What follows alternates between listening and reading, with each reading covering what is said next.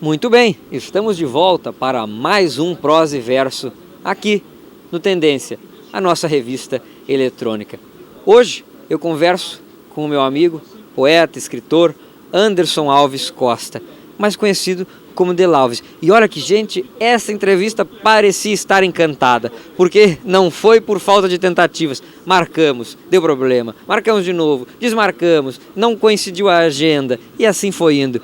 Mas eu estou muito feliz de tê-lo aqui, Anderson, desta vez gravando o programa já. Se era encantada a entrevista, agora nós estamos sonhando, então, como é que vai? Muito bem, obrigado, Gabriel. Acho que, enfim, conseguimos fazer a gravação. Acho que eu também estava angustiado porque eu queria, e outra era lá e cá, a gente tentando de lá e eu tentando aqui, nunca dava certo. Enfim, no verão, que esse sol bonito, esse mar aqui ao fundo é um pouco agitado, mas eu acho que deu certo e que bom que nós estamos aqui hoje fazendo essa conversa literária aqui. Com certeza. O Anderson é autor de 8 livros, 9 livros, entre participações em antologias e coletâneas. Ele é membro fundador da Academia de Escritores do Litoral Norte e recentemente ele teve uma rápida participação aqui no Tendência com a gente quando fizemos a cobertura da Feira do Livro de Osório, a qual ele foi patrono. Mas Anderson, vamos começar pelo começo. Qual foi o primeiro livro que tu publicaste? Qual foi a primeira poesia, o que te levou a escrever? Quando tu te descobriu poeta? Acredito que eu me descobri poeta quando eu deveria ter uns 4, 5 anos, sem conhecer ainda os códigos da língua, os signos da língua, mas ter um vô analfabeto, negro e contador de histórias. E eu acho que ele me colocou no mundo da literatura sem saber que estava fazendo isso. E de lá para cá eu sempre tive muita paixão pelos livros. Eu lembro que o primeiro livro, quando eu entrei no pré, na primeira série, lá na segunda série, quando eu consegui trazer um livro para casa, retirar na biblioteca da escola, o Lengendong Maquiné, eu lembro que eu li para ele, porque eu já estava entendendo as letras, foi a maior emoção para mim.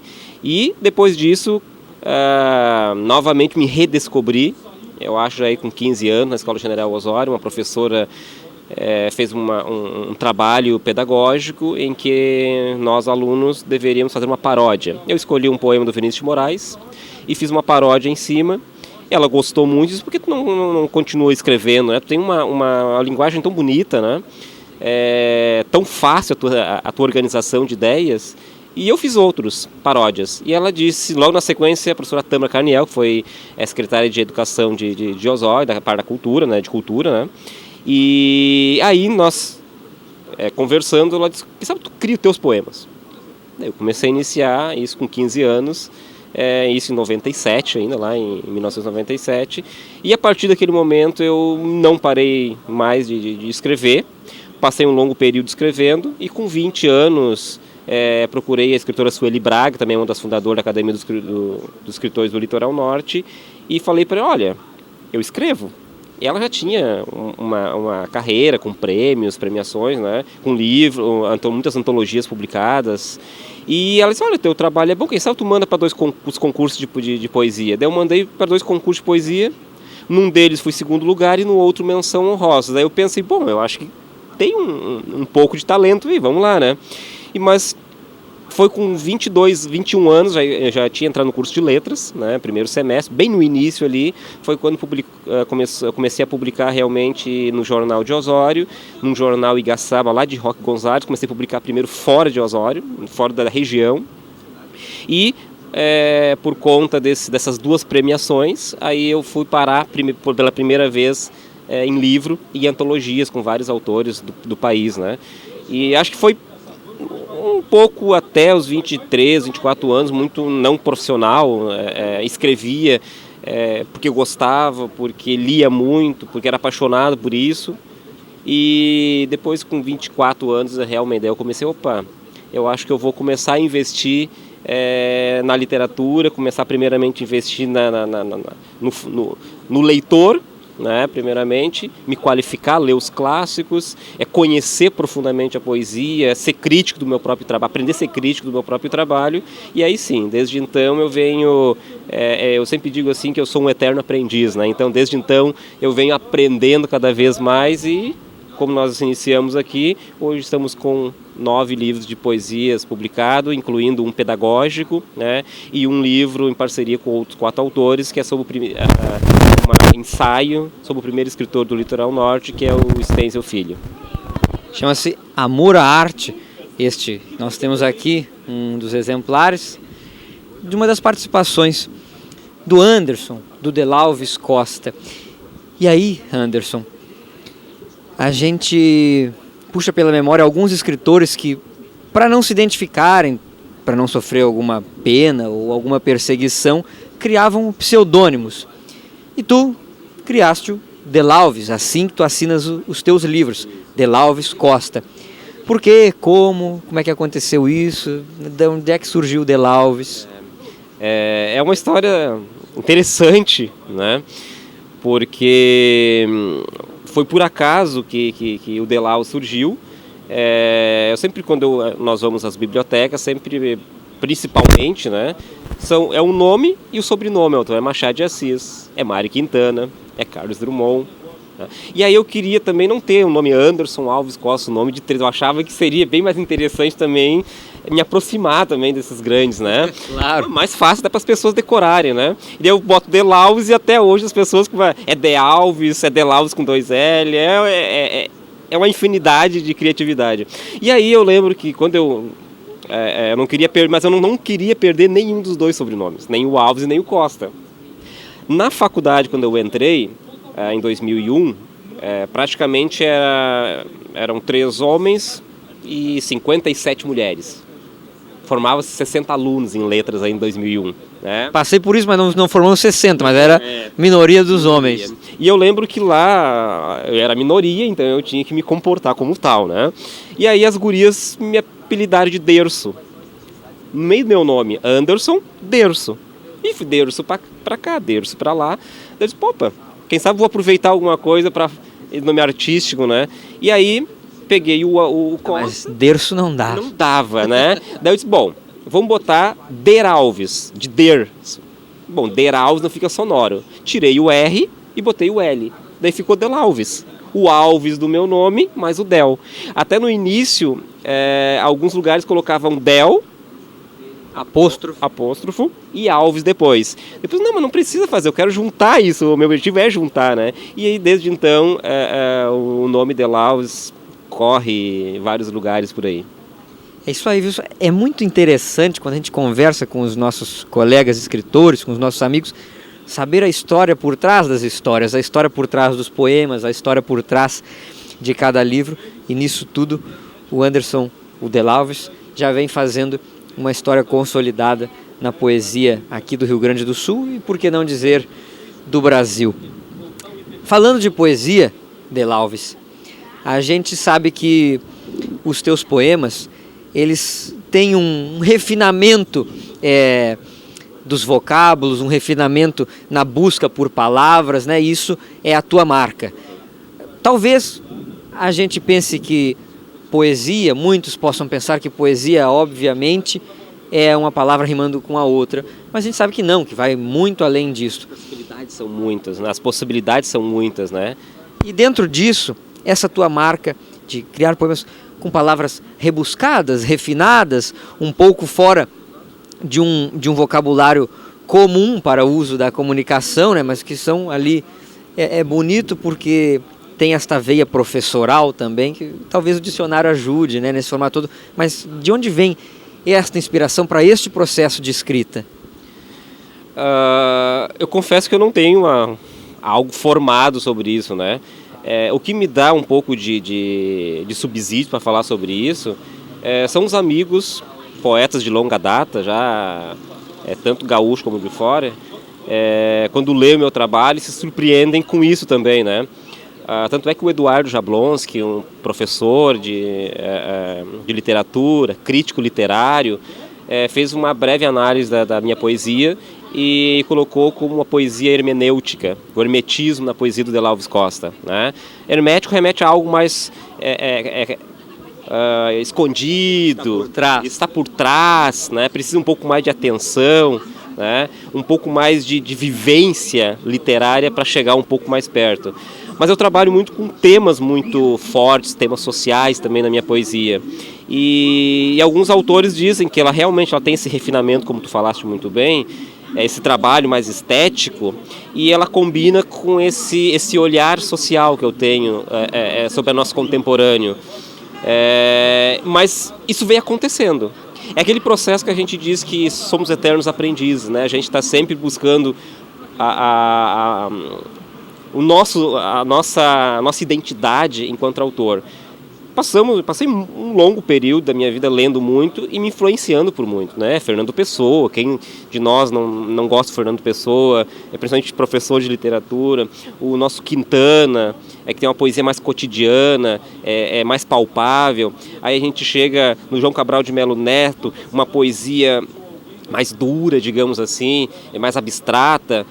Aí a gente vai para o Drummond, que tem uma poesia que conversa com a sua época, uma poesia mais humana. Daí tu chega no Manuel Bandeira, um poeta que olha, praticamente faz fotografias em verso do seu Rio de Janeiro, do seu local. E aí essas influências todas, elas perpassaram por mim também. Tanto é que ao longo do meu percurso, eu fui me moldando enquanto autor. Hoje eu tenho essa poesia esteticamente mais rebuscada, mais refinada, brinco muito com a palavra, o neologismo também é algo que eu trabalho muito, né? Mas ao mesmo tempo ela traz também essa sensibilidade. Algumas pessoas até dizem para mim, o Mariotti, né, é uma poesia difícil, né? Mas a poesia fácil é aquela que a gente tem nos livros didáticos, já vem com crítica pronta, já vem com toda a análise. Quantas vezes eu me deparo com poemas do Manuel Bandeira, do Carlos Drummond de Andrade, com Mário Quintana, e eu tento fazer uma análise dela, fazer essa leitura, e às vezes eu demoro para fazer a leitura também. E é difícil. Não é porque porque o autor, na verdade, ler o autor contemporâneo é mais complicado. Porque nós não somos, a nossa obra não é analisada. Né? Talvez daqui a 20 anos, 30 anos nós vamos ter a nossa obra analisada. Porque foi assim com as literaturas passadas. Né? Quantos teóricos, quantas dissertações, quantas especializações, quantas teses foram escritas sobre a literatura dos autores do passado. Se nós conhecemos muito esses autores, é porque o próprio livro didático nos apresentou algo mais palpável, nossas leituras sobre esses outros teóricos que pesquisaram nos deram subsídio. Eu conheço a poesia do Vinícius de Moraes, o Soneto da Fidelidade, ele está falando disso, né? Mas quantos poemas desses autores que nós não tivemos acesso, nem de crítica, e quando nós compramos o livro dele, a gente chega lá e diz, nossa, como isso é difícil para mim agora. Então eu acho que cada verso, cada poesia, cada autor, cada livro novo, seja do passado ou do agora, é uma novidade para nós, é um baque, um desafio também. E eu acho que o desafio de ler minha poesia é o desafio de ler a tua poesia, né? Temos poesias que são muito mais passaral, tem poesias que são muito mais um momento mais individual, são poesias que elas tocam direto, né? Fazer a leitura e já chocar, causar, né, um sentimento, e tem aquela poesia que ela necessita um pouco mais de reflexão, que tu lê uma vez, tu lê duas. Talvez a maior parte das minhas poesias tenha esse viés. Nesse sentido, Anderson, a gente pode perceber que a leitura de um único poema, um mesmo poema, lido diversas vezes, ele pode ser lido sendo um poema e sendo mais de um ao mesmo tempo, por conta dessa questão da interpretação. A gente lê um poema hoje e dá para ele um significado, lê amanhã e dá outro significado. E esse processo de leitura é o que também constrói a identidade do poema, né? Com certeza. Eu acho que o próprio autor, quando também lê seus poemas, escritos há muito tempo, ele também faz a sua interpretação. Acho que cada poema tem sua época, né? E eu sempre costumo dizer que um exemplo clássico para mim, eu já li no mínimo 5 vezes O Pequeno Príncipe. Cada vez que eu leio... Eu tô por aí também. Cada vez que eu leio, eu descubro algo novo. Muda o meu ser. Né?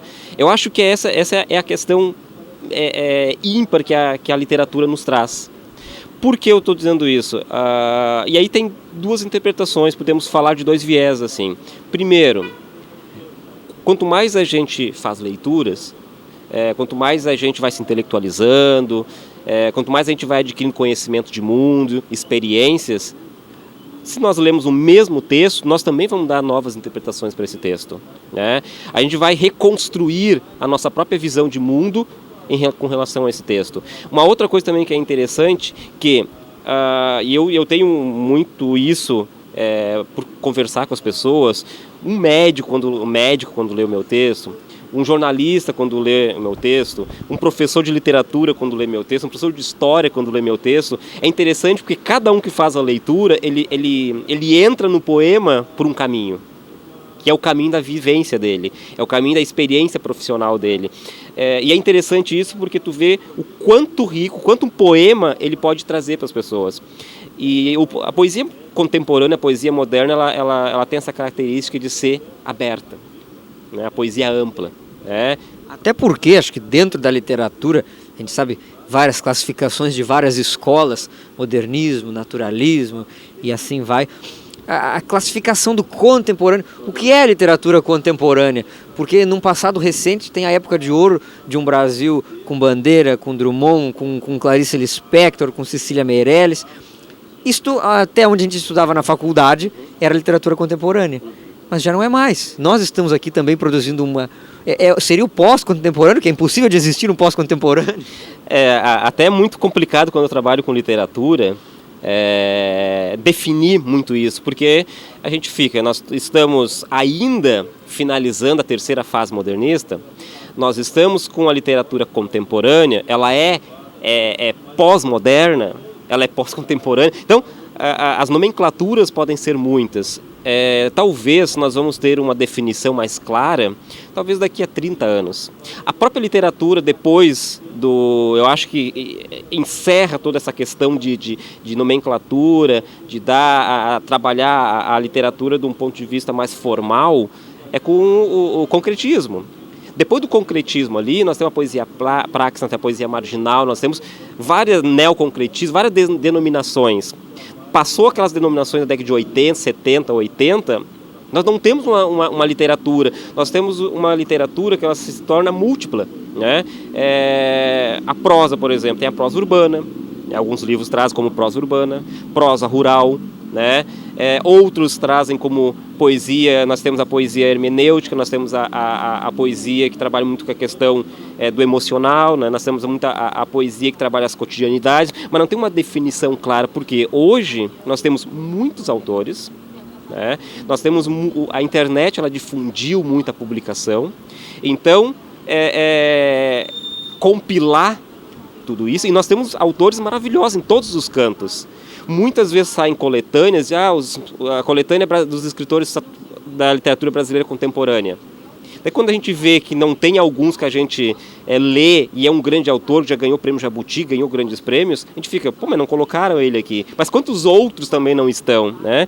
Então é muito, muito difícil hoje de trabalhar com isso. Talvez daqui a um tempo a academia, ou mesmo alguém fora da academia, faça esse estudo para ver quem realmente tem uma literatura que marcou uma época, que marcou um período, que um livro que tenha marcado, porque muitas vezes o autor tem um ou dois livros que marcam um período, mas ele não marcou o seu nome na história. Ou em outros casos, o autor tem livros que marcam, mas a gente não lembra do autor, né?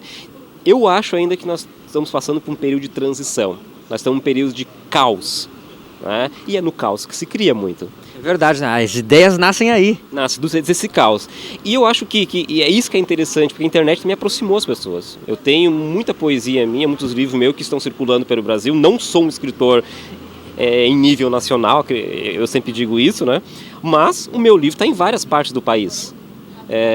500 exemplares do último livro extemporâneo, muitos livros saíram da editora de Cachoeira do Sul, foram parar em São Paulo, Rio de Janeiro, Pará, o Nordeste, foram parar no Paraná, foram parar no Mato Grosso do Sul. Às vezes eu recebo fotos de autores que receberam ali, Portugal. Então, tu é internacional? Não. Eu sou praticamente desconhecido da literatura brasileira. Eu acho que eu sou muito mais conhecido no esse meio alternativo, né, da literatura. Parece que tu tens que ganhar um prêmio em nível nacional para teu nome começar a aparecer, e a partir desse momento, bom, agora tu és um autor reconhecido, parece que é o prêmio, não é o bom texto, né? Tem autores que ganham Jabuti, mas muitas vezes quem não ganha, eu gosto muito mais, o texto é bem mais consistente, teve muito mais resenha, teve muito mais trabalho acadêmico, teve muito mais leitores, e esse não ganha muitas vezes o prêmio, ganha um outro. Por uma questão, porque a gente trabalha com júri, o júri é muito volátil, não tem como definir o que eles vão gostar mais. É um período. E nós, quando coloca um livro para premiação, a gente não tem uma certeza. Nós temos ali, porque cada um tem suas ideologias, e junta 2 ou 3 júris, vão ter as ideologias deles. Então, nesse sentido, eu acho que nós temos uma literatura ainda que vai ter que esperar muito tempo ainda para se definir, eu acho. Enquanto ela se não define, vamos escrevendo. A gente vai escrevendo, exatamente. E é uma pena realmente que um escritor, para ser reconhecido, na verdade o escritor não é reconhecido pelo que ele escreve, mas ele é reconhecido a partir do prêmio que recebe. O que é que vale mais? A literatura, o texto, a ideia ou o prêmio depois disso? Eu sou meio contra, sabe, receber prêmios. Às vezes as pessoas dizem, Gabriel, te inscreve no concurso. Nunca quis me inscrever em nenhum, porque eu fico pensando, se tiver que ser bom, acho que quem me dará sentido, ou quem dará sentido a qualquer um outro escritor, não é quem é o júri, não é o corpo de jurados, é o leitor. Então, nesse sentido, a gente vai indo. Mas esta nossa resenha literária da contemporaneidade, eu vou deixá-la de lado, apesar de que ela tenha uma alta qualidade e seja finíssima, porque além de poeta, de escritor, temos, além do Delalves, nós temos também o professor Anderson, de literatura. Mas, Anderson, vamos falar um pouco dos teus livros. Porque, recentemente, são 9, mas tu tens trabalhado atualmente com os mais recentes, nunca são os últimos, o Apanhador de Estrelas e o Extemporâneo.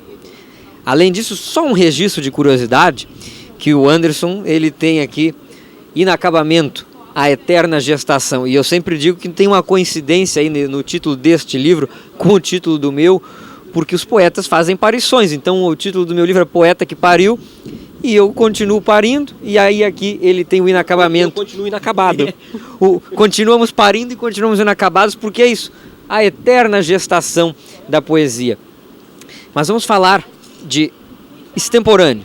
Tu, com este livro, tens feito um grande sucesso. Acabou de falar que ele está em todos os lugares, em vários lugares do Brasil, e tens feito bastante caminhos por aí. Ele te abriu algumas portas para, além de escrever, também palestrar. Sim, é um livro que fez barulho, né? No meio literário alternativo, né?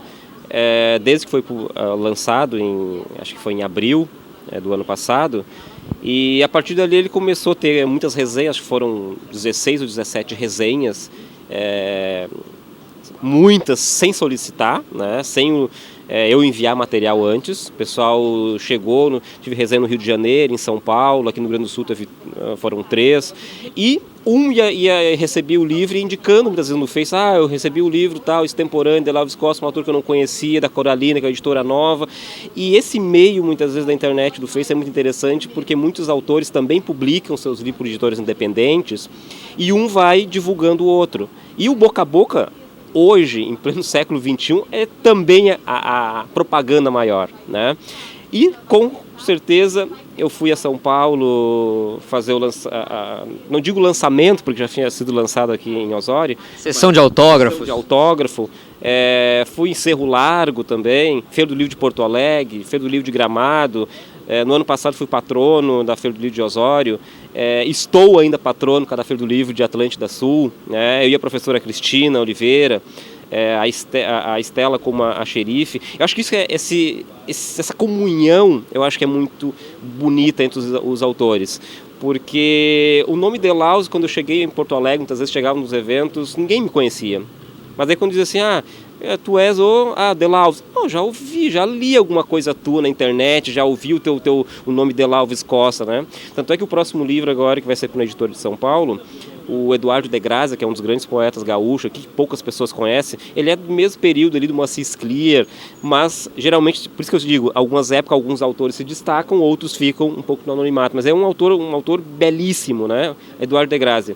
E ele me mandou uma mensagem, perguntei para ele se ele queria fazer a orelha do meu livro, e ele disse, faço, Né? Eu disse, Prontamente. Prontamente, eu disse, que fácil, né? Pensando comigo na hora, daí depois mandou assim, uma mensagem pelo Messenger, tu sabes, Delaues, que eu leio muito, eu tenho pouco tempo e eu não faço apreciação crítica de qualquer livro, né? Primeiro eu conheço o autor, ver se a obra é boa ou não. Então, aquilo para mim foi... Que honra, hein? Que honra, foi grandioso. Cara, arrepiou. Por que isso? Nós dependemos dos amigos poetas que já têm uma estrada, nós que estamos iniciando, né? Não é a questão de idade, muitas vezes tem gente que tem uma idade menor que a nossa, mas tem uma estrada maior. Né? E a gente depende de que um abra espaço para outro. Muitas vezes eu boto ali no nosso grupo da academia alguns links, saiu o poema em tal lugar, já é também para abrir espaço, porque a gente vai descobrindo novos espaços, novas editoras independentes. Eu acho que esse é o que faz essa questão de fraternidade, essa irmandade. Porque nós não somos concorrente um do outro. Né? Cada um tem sua poética, cada um tem sua obra, tem sua forma de escrita, e nós temos espaço para todo mundo. Leitor tem para todo mundo. Né? Eu acho que a gente precisa cativar como Pequeno Príncipe. Primeiro me cativas. Né? E eu acho que é isso, enquanto professor de literatura, eu tento fazer isso com o meu aluno, cativar. Não se ensina literatura, não se ensina ninguém a ler. Né? Nós cativamos, nós sugerimos, nós professores de literatura, eu acho que nós temos a obrigação de não teorizar a aula de literatura. Nós temos a obrigação, se nós queremos formar um país de leitores, nós temos que fazer leitura em sala de aula, trazer o que nós temos contemporaneamente, não só trazer os clássicos, porque os alunos hoje em dia eles têm acesso a muita novidade na internet, e só impor clássicos é estarmos trabalhando para as universidades. Nós não devemos trabalhar só dessa maneira. Eu acho que o professor, sempre quando eu vou, onde eu palestro, eu digo isso. Muitas vezes eu faço 2 períodos de literatura, quando eu trabalho com literatura, só de leitura. Daí os alunos perguntam assim, professor, não vai ter nada escrito, não vai pedir nenhum trabalho? Eu digo, não. Para que melhor? Eu gostaria que vocês lessem 15, 20 minutos, 1 ou 2 contos. Vocês já leram 5, 6, 7 contos, 2 períodos lendo, ninguém parou? Isso eu acho é aula de literatura também. Né? Precisa da teoria, precisa de alguns conhecimentos academicamente, que foi ao longo da história, foram construídos. Precisa porque o vestibular pede, porque muitas vezes algum concurso que você vai fazer se pede, mas isso tem que ser pormenor. O aluno está ali não para sair teórico, ele está ali para sair leitor. Eu acho que é isso que o professor de literatura hoje tem que começar a pensar. Se nós queremos atrair esse aluno para dentro da nossa aula de literatura, tornar a aula de literatura mais agradável, mais sociável, mais intercambiar, muito mais, como se diz. Mais tangível. A gente precisa ouvir o que ele também está lendo. Né? E a gente precisa fazer essa troca. Né? Eu também já li Guerra dos Tronos, certa vez. Um livraço. Né? Não consegui até o fim. Porque não é a literatura que eu gosto, mas eu tive que sentir o relevo, né, desse livro, dessa literatura que a gurizada estava lendo. Né? A partir do momento que eu senti, eu consegui conversar com eles e dizer o seguinte, olha, não é a minha literatura, mas eu estive aí. Né? Agora, eu estou propondo uma nova literatura. Quem sabe tu vem de lá para cá agora e também sente o relevo da minha literatura. Vamos sentir o que está se produzindo. Por isso que eu gosto muito de levar para a sala de aula autores contemporâneos. Eu já levei vários autores da academia, né, para na sala de aula. Acho que isso que é interessante. Nós também não nos devemos nos apresentar, né, e levar para a sala de aula. A Ivanice faz um belo trabalho dessa maneira, dessa forma, e outros professores também fazem. Né? É isso aí. E bem como agora o professor, falando como professor, nos disse, literatura realmente não se ensina. Literatura se vivencia, literatura se experimenta. Eu quero que tu deixe o convite, porque agora nós vamos ter a Feira do Livro de Atlântida Sul. E aí, depois do convite, eu vou te fazer uma outra pergunta para a gente encerrar o nosso papo, que está tão bom, mas temos que encerrar para deixar aquele gostinho de quero mais. Convido todos que estão passando pelo litoral, né? Moradores, turistas, visitantes. Nós vamos ter no final desse mês agora, 29, acredito, vai iniciar a Feira do Livro de Atlântida Sul. É uma Feira do Livro já que já está na sua 12ª edição, se eu não me engano, muito tradicional, e eu acho que nós do Litoral Norte nós temos que valorizar as feiras de livros. Quantos municípios que estão deixando de fazer suas feiras de livros, quantos municípios estão fechando suas bibliotecas públicas. Quantas escolas do estado nós não temos mais bibliotecários, assistentes de biblioteca, ou quem na escola abrir a biblioteca? nós estamos retrocedendo. Eu acho que as feiras de livros, municípios que estão investindo em feira de livros financeiramente, em recursos humanos, em trazer autores, em trazer uma programação.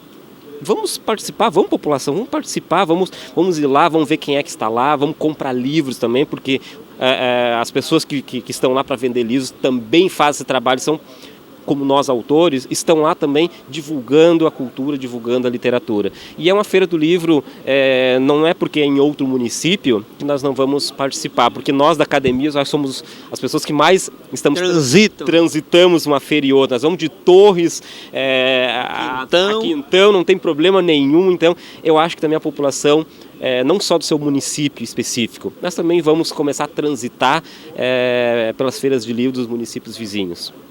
Muito bem, agora em poucas palavras, qual a importância da poesia na tua vida? Eu sempre costumo dizer que eu não me basto. Eu preciso viver poesia. Qual a importância do poeta para uma sociedade? O poeta ele tem a máxima de sensibilizar o mundo, de humanizar o mundo. Eu acho que a atual cenário que nós estamos no nosso país, a gente está precisando e muito dessa sensibilidade, desse lado humanizador, desse lado imagético, desse lado criativo dos poetas. Muito bem, este foi o Prosa e Verso com meu amigo Delalves Costa.